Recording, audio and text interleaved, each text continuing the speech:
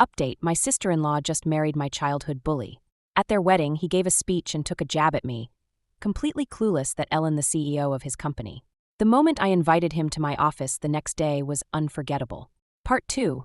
Well then, let's exchange contact information and please tell Michael later. I forgot to exchange contacts with him, Daniel said. I was shocked by his sudden informal tone. We might have known each other before, but I didn't remember any close relationship with someone who would speak so casually. Inside, I was full of questions. Who is he? What kind of relationship did we have? But since Emily was present, I decided it wasn't the right time to ask these questions, so I stayed silent. After we exchanged contact information, I decided to clear up my doubts by texting him later. Before I could reach out, Daniel messaged me first, saying, "I'm surprised that the girl who used to sit quietly in the corner of the classroom when we were in elementary school is now married before me. To tell you the truth, your face hasn't changed much since then, so I recognized you right away. I grew up in a town far from here, and during my elementary school days, I was often teased by my classmates. To escape those painful memories, my family and I moved away. When I started middle school in the new city, I met my wonderful friend Michael, and we gradually built a strong bond. My elementary school memories are painful, and I'd prefer not to think about them." I was surprised by Daniel's words and asked, "What are you talking about?" I didn't want anyone to misunderstand my contact with Emily's fiancé, Daniel, so I explained that our messages were exchanged through Michael. We agreed that in the future, whenever Daniel and I needed to communicate, Michael would be with us to facilitate a three-way conversation. I didn't share the details of my past with Daniel.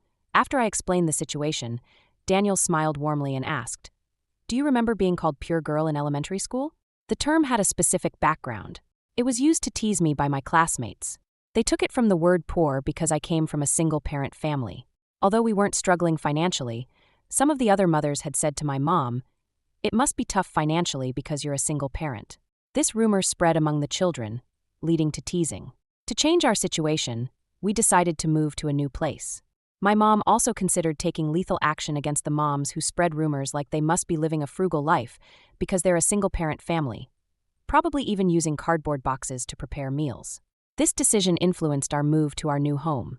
I hadn't heard the nickname Pure Girl, which was once used to tease me, in a long time.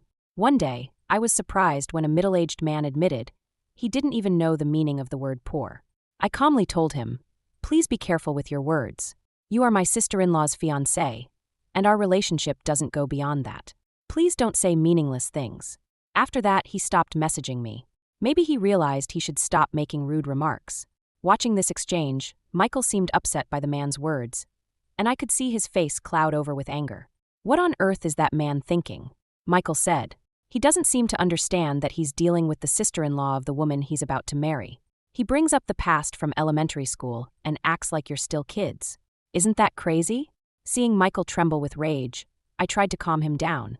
I was also concerned, so I called my mom and asked her to look for a class photo from my elementary school days to see if there was a classmate named Daniel.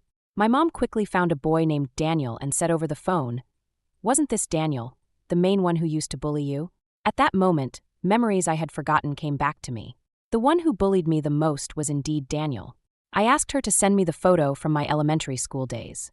Looking at the photo, I saw that Daniel had a much larger, chubby physique back then, which is probably why I didn't recognize him. Now, after that, I decided to investigate the situation further.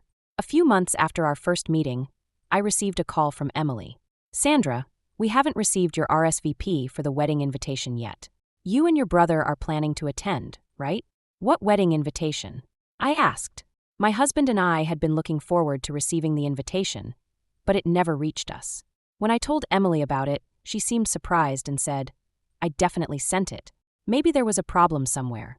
Anyway, I'll come and give it to you directly tomorrow." She was very sincere about it, and we confirmed we would attend. We had no idea what was waiting for us at the wedding, or how much it would ripple through everything. On the wedding day, Emily was dressed in a pure white wedding gown, looking like an angel. I congratulated her on starting her new life, tears in my eyes. But then the groom, Daniel, ruined the celebratory mood. I wished for Emily's happiness and wanted the wedding to be a success. But when Daniel spoke, he pointed at me. Michael, Emily, and I were all surprised. "Why are you here? If you are liking it, follow us for part 3.